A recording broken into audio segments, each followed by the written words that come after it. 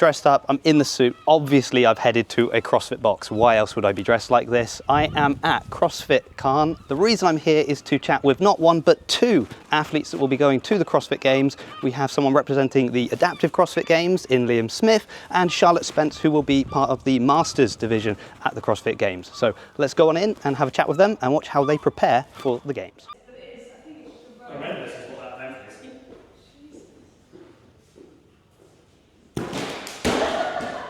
Yeah, that's good. Like second time round. Second time round. Yeah, expert now. I don't know about an expert. I don't know about an expert. Okay. Kind of know what's coming. You know what's coming. Well, the format, workouts, not. Yeah. How much it's going to hurt, that's what you know already. Yeah, pretty much. So, okay. Which is good. Right. Well, we've jumped in midway through. Oh, there you go. Should say this is the aforementioned Liam Smith making his second appearance soon at the Adaptive CrossFit Games. Yep. Liam, I guess I just want to jump in initially by saying, I can see you've got two arms, you've got two legs. What are you doing at the Adaptive CrossFit Games? So I am there because I'm in the standing diagnosed division and I have Crohn's disease. So for people that don't know what Crohn's disease is, without having to explain the whole disease, how is that affecting you with regards to CrossFit and having to adapt workouts?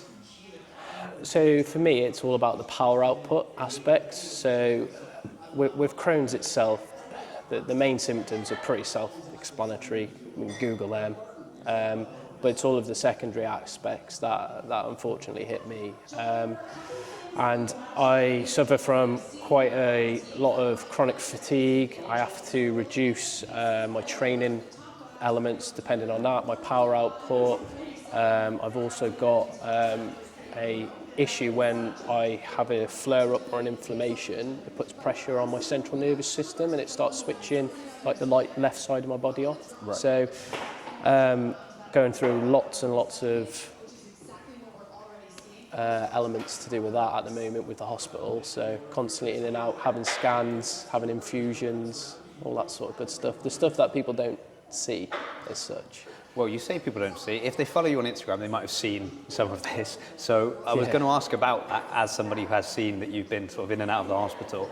Obviously, when other athletes plan out their season, there's, we're peaking for this, or we want to be in optimal condition for, not peaked for the Open, but good for the Open, or peaking closer to semi-finals and then for the Games. And they've got it all structured out. They've got their plan. They know exactly how they're going to approach their year of training with the Games as that goal. But your kind of preparation for going, it's not just in the gym, but we're seeing you going in for scans, going into the hospital to kind of get stuff sorted. How do you balance that with kind of, I'm an athlete and I need to train for this event, but also I'm a human and I need to deal with this condition? Yeah, so it's interesting. So I do have a plan, I do have a program which gives me some structure. Now, the bit that I need to be quite wary of is my body, in essence. So if I'm having an off day, effectively I'll reach out to my coach and just be like, here, look, what can I do differently? Because what I don't want to do is I don't want to just stop as such. So it's just an element of having to either like tailor the stimulus or the intensity, reduce the reps, or in some instances just bring in a rest day forward to be able to then put that planned session maybe 2-3 days to the right. But yeah, it's interesting because I had it earlier this year where I had a really good off season as such over in Wadapalooza. I was really happy coming out the back of that. We worked on a lot of power output and like sort of grunt work, like sort of workouts. A lot of midline to really just toughen up my midline because that's where I have a lot of my issues. And then we've pushed into the Open, and then out of the middle of nowhere, I've had a flare up, and I'm now 1 week in hospital. So I've just have to go with the rub of it, unfortunately. I've gone into the semis as well, exactly the same sort of. It's Duke. Exactly the same sort of issue again. Really good off season, worked on a lot of weaknesses, and then all of a sudden I've had a flare up which has switched the left side of my arm off, and I've then got limited mobility with regards to doing a pull up. So it's crazy, but you just got to kind of go with it, and these things happen, and this is what keeps me going, to be honest. So yeah. And I suppose, like, as frustrating as it can be, being kind of having that goal of like, oh, you know, I'm meant to be training for the games, I'm meant to be getting ready. It's also something to train for. So it gives you that kind of, like, when you do have these moments where things flare up, when they get bad, do you find that that is something that kind of pulls you out of that funk and gets you back into training quicker than maybe, you know, sitting around feeling sorry for yourself, knowing that, well, there's no time to feel sorry for myself. The games are coming up, I've got to get ready. Yeah, absolutely. So it gives me a purpose to effectively keep on top of my health. So I was in the military beforehand. My whole life revolved around that. Next moment, that's finished.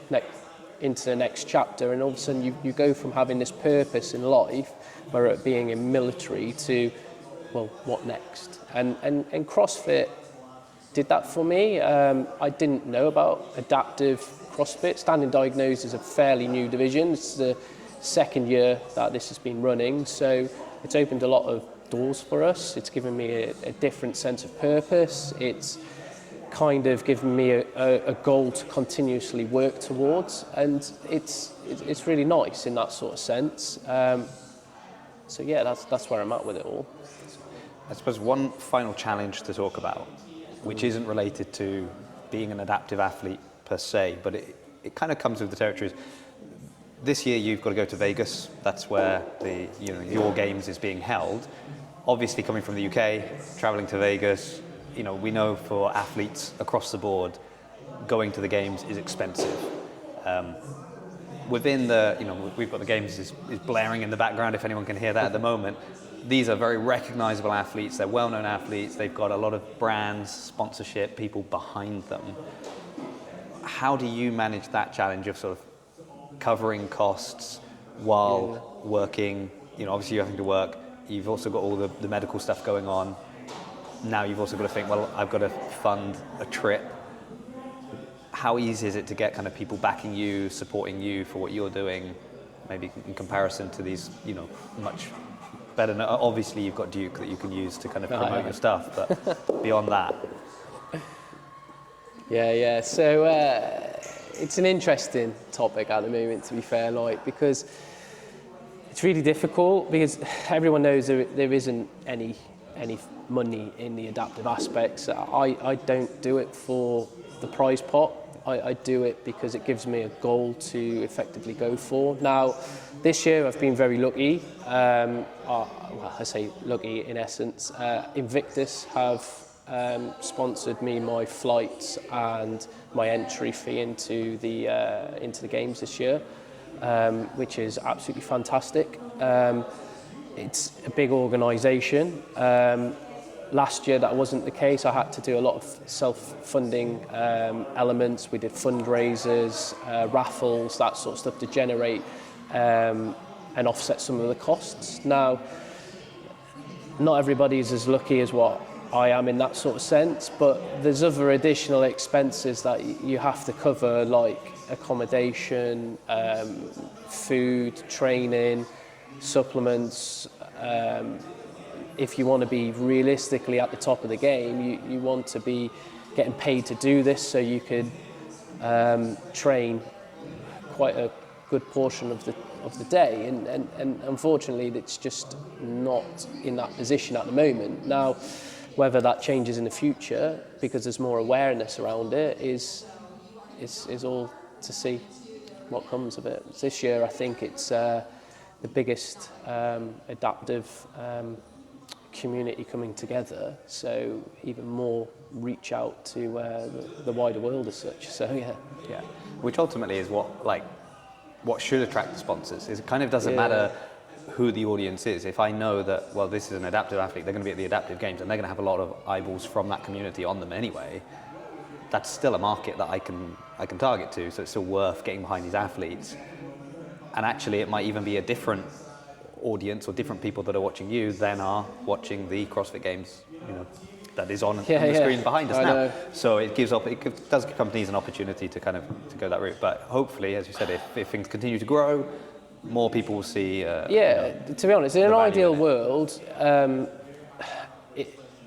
I work full time, so I work 40 hours a week in my full-time job. Then I've got family life, then I've got training, then I've got to manage being in hospital pretty much every other week.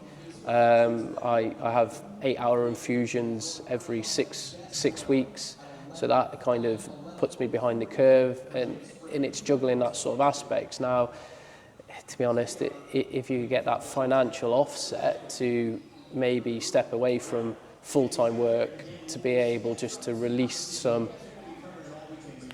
capacity in your own life to be able to get after realistically what it is that I want to do in competing, and I'm not getting any younger, so that would be fantastic. But you've kind of then got to build yourself as a brand, and that's another added extra element to go. It's a full-time job on top of a full-time job.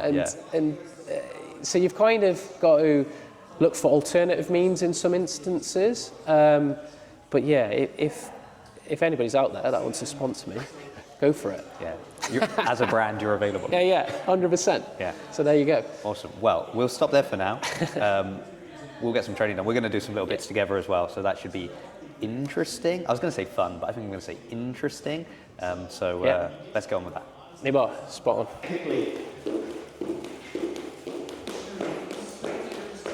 So we've come back with the second CrossFit Games athlete I found at CrossFit Calne, Charlotte Spence. How are you? I'm really good, obviously. And he's back. Do you want it to be on camera again? Yeah, oh, bless him. So, Charlotte, you are, unlike Liam, you're not going to the adaptive CrossFit Games, but you will actually be at the Masters CrossFit Games. We will be at Masters 35 to 39 is my make sure you get that in quickly. Age category, So. Like Masters, but I'm still young. Oh, no, well, I'm actually quite at the end of the age category. So I am 38, nearly 39, so getting towards the top end of it. So I'm really happy to have qualified this year. Yeah, so but be even happier when you qualify when you're in the next division and you're one of the young ones. No, I don't want to go up. You don't want to go up? No, I want to stop getting old. I don't know if you can do that. I mean, CrossFit can do incredible things to people's bodies, but I'm not sure if it has prevented aging yet. No, I mean, but to be honest, this year wasn't even focused on individual. I was still with the teams, so hopefully still keeping up with the youngers a little bit. Maybe not quite to their extent, but yeah. Well, let's jump into that just very quickly. So this year you're competing as an individual. I am, yes. And as in the Masters category, as we said, which I think if people scroll through your Instagram and they look at the kind of competitions they would have seen you at, we've seen you on the podium quite frequently. Usually you're standing with at least 3 other people. So when I think of you, up until now, I've been thinking of you as a team athlete. In fact, you have been to the CrossFit Games on a team. Yes. So first of all, how was that experience for you? I mean, it was amazing. We went in COVID, unfortunately. Best time to go. But we had been trying as a team previously, so we were in that sort of crazy mix where they changed it to, you have to win the event. So we went to Dublin, London, China. Yeah, I was going to say that you go to China. So we kind of went everywhere, and we ended up on the podium on each one, but you had to come first. So we kind of had a really crazy year of like sort of country hopping. Really good, but just not quite good enough. And it was tough because I think even in China, if we'd had such a big year, I was even sick. And we were still trying to make it. But eventually, obviously, we qualified and we went as a team. That was the event with the tandem rower as well, wasn't it? Oh my God, what was even that? It moves together, and then you could only see off one screen, and it was a bit nuts. And I think I was on with Alec Harwood at the time, and he was so good, but it was tough. That is just when they throw something at you that you've just never touched before. It's but that's why you're an athlete, that you can adapt and you can do well in these things. If people have followed you, in your career closely, they'll know also you did actually qualify for the games the year after as well. The year after, yes. And unfortunately, due to one of your team members failing the drugs test afterwards, we didn't go. You didn't get to go. No. So has that been something that's kind of fueled you a bit more going forward? Is that something you've just had to kind of put behind you and just say, you know, lesson learned, moving on? I think particularly in the year afterwards, we really wanted to try and have another go and prove that we could do it ourselves. And we still struggled to get a team back together to do it. We still had a good go and good fight. We just obviously we weren't good enough for next year. But I think more together, it kind of it did pull us together a bit as a team. It wasn't particularly pleasant. I think we all dealt with it in different ways. Maybe we were right, maybe we were wrong with the way that we dealt with it. We all had to deal with the disappointment of not going, and also a lot of money, a lot of time and a lot of effort goes in, especially if you commit to team for that year, you commit to the training. We were all having to travel and go, so there was an awful lot of emotions and stuff at the time. So I think, yes, it was very disappointing. Yeah, it kind of pulled us together as a team outside, and whether it's fueled me to go forward, I don't know. I think it's mainly my team connections has kept me going. Every year I've kind of fought to still be on good enough to be on a place with CrossFit Aylesbury, and I did want to go, and it's always been for your teammates. And I think that's what this year was about, is we put a team together with the guys from Shirefit in Leeds. Right. And I think one of the reasons I've done so well is because I was trying to keep up and prove myself good enough to be on their team. We actually had a really great time together, and we did really well in the team qualifiers. But being good for them is what pushed me to end up doing my qualifiers and go, oh, okay, I've qualified. Oh my God. I mean, that's great. What though, do I do? I mean, that's a really interesting kind of, because to say, oh, I hadn't really, you know, initially when you're like, oh, I didn't really try to qualify as an individual. No, I wasn't. People listening are like, oh, you know, these people that are just naturally so fit. No. But actually it was more, you were so surrounded by people that were so fit that you were like, I've got to. Yeah, and I think this year they really sort of said, Charlotte, do you want to be our extra this year? And I was like, what? An extra? No. I want to be on the team. And they were like, yeah, but you know, can you commit? Yeah, you're old. Are you sure? And I was like, I'm not being an extra. You put me down. And they were like, well, okay, let's go as a team. But you know. So I almost, they didn't really put the pressure on me. I did it to myself, but I wanted to be good enough to be there still with them and in the mix. And I have had a really good year. I'm not gonna, it's definitely not, I wasn't trying. No. I was trying. Yeah. This year has been all about trying, and it's been all about pushing myself, and my strength's gone up, my fitness has got better. I actually, up until the French, have been injury free. I have hurt my shoulder, which is a bit disappointing. There's still time. I don't know, but yeah, up until that point, it was all about trying. I can't say how much work we put in, you know, doing a lot of stuff. So I spoke with Liam, and we talked a bit about some of the challenges that he faces as an adaptive athlete, challenges with sponsorship, things like that. You've got some other interesting challenges that you have to kind of balance your training with. Yeah. So you're also in the military as well. So athletes in general, unless they're full-time athletes, they are struggling to balance work commitments, family commitments, things like that. If they are a coach in an affiliate, usually the affiliate owner will be quite generous maybe with helping them have shifts that are convenient because they've qualified for the games or something like this. I don't imagine the military are particularly adapting to your schedule. I mean, absolutely not.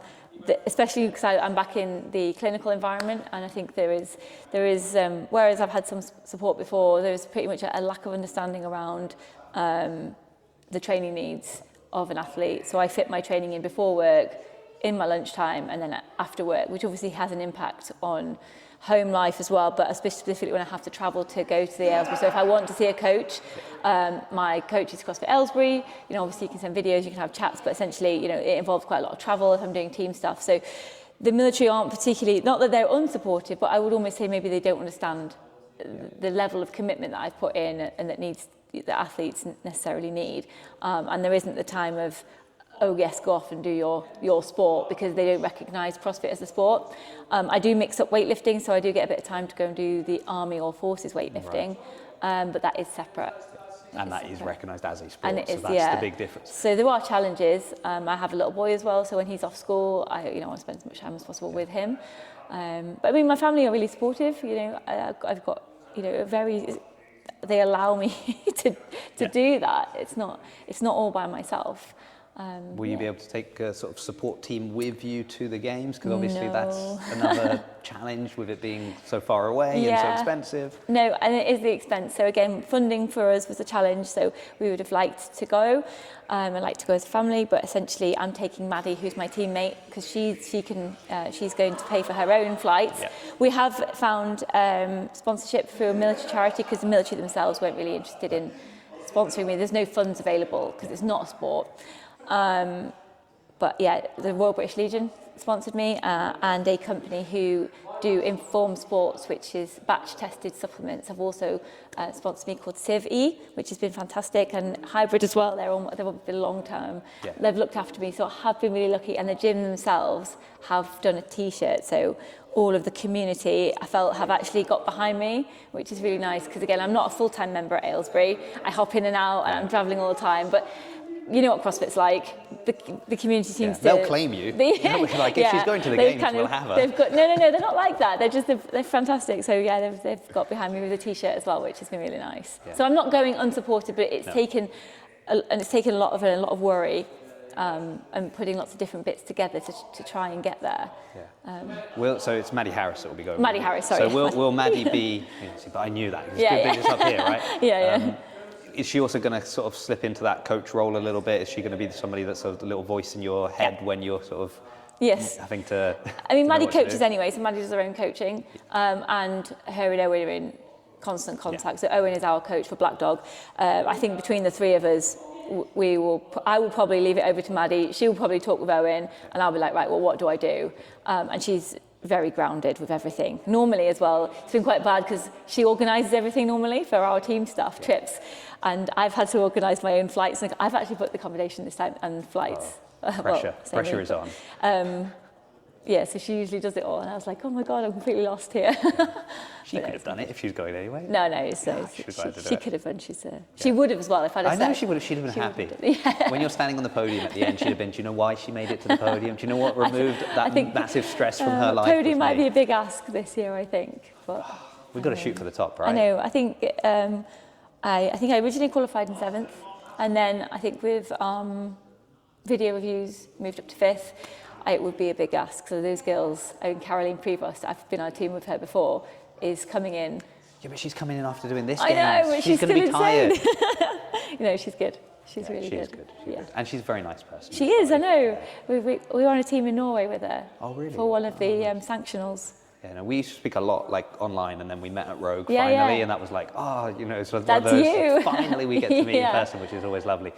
Okay, so I'm going to let you get on with your training because you've already told us how tight for time you are in trying to balance. Yeah, it's Friday, everything. Right? It is Friday. They don't know this. No. And then everyone can get behind you at the games. We'll be cheering you on. Yeah, no, please watch. I don't know if people can, if they can watch it. Hopefully will be. Yeah, otherwise everyone quickly go and follow Maddie Harris. So yeah, she'll be because live she'll post streaming it. Mads will be brilliant. I mean, Mads has been amazing. Yeah. So is my family. I mean, it's nice that even though your team won't be there as a team, you bring in a little bit of your team. And I think even from home, I'll get that support. There's no way that I won't have that. I've had all that support, so I am really lucky. Wonderful. Well, thank you again for your time. Thank you.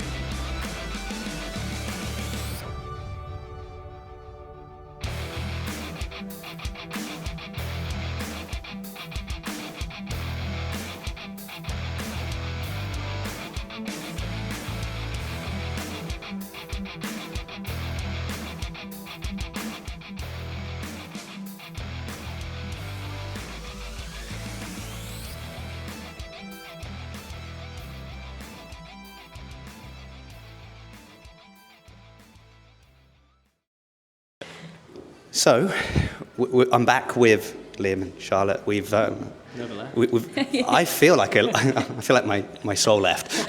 How's your suit? So, split the suit. cut to the clip.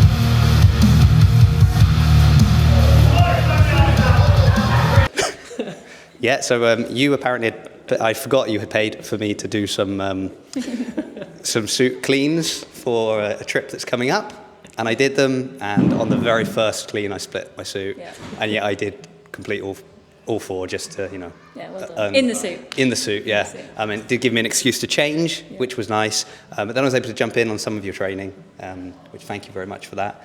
Nice to feel like I trained with Games athletes finally. My fitness level has just increased. Can't wait to put that on my Instagram bio. Trains with Games athletes. Trained with the fittest on earth. Ooh, don't know. Oh, still, well, pending. Pending, yeah. Between now and your 2 different trips to the Games, have you got anything coming up that people should be following, people could be getting behind, anybody you want to shout out quickly before we wrap up this whole thing? I mean, I've got my t-shirts out, so that's all over the CrossFit Aylesbury and Black Dog. And obviously, just a big thank you to the 2 people, the 3 that have sponsored me, and that's obviously Hybrid, who've been immensely amazing over my CrossFit career, Civ, E, who are, they buy Informed Sports products and batch tested stuff so that we can take safe supplements, and then obviously the Royal British Legion, who are a military charity who have been so very, very generous and want to support serving soldiers as well as veterans as well. So really just big shout out to those, and thank you very much for everything that they've done. We'll try to link things in the description. It's down there. You can probably find it somewhere. down there, I guess. Oh, there it is. There you go. And then just to add to that, Lloyd, I've had some backing from Invictus, so thank you very much. I've had a donation from a member of CrossFit Calne, so Terry, cheers for that. That's going to help me get some accommodation while I'm out in Vegas. And it's just keep cracking Just accommodation, on. nothing on the roulette table, right? No. Well, we'll see. We'll see. Okay. Might pay for all of it then. Yeah. You might be able to give him his money back. Yeah. All right. Well, thank you so much for your time. Letting me just have a little peek at behind the curtain of how you guys are prepping for the Games. All the best. All the coffee. I only had one. He needs to probably go make me a second before I drive home. Now let's see if we can make them. Yeah, let's probably. Let's hit. So we're gonna get good coffee finally. Yeah. All right. Well, all the best, and everybody can work out how to live stream it, and they can follow your wonderful journey. Thank you, guys. Thank you. That's the video he sent me. At least you missed it. Ah, fair. I've got it on the video up there. It does work. This is the video he sent me yesterday. Oh, did it? I reckon if you Had stronger legs, you'd be all right. no, yeah.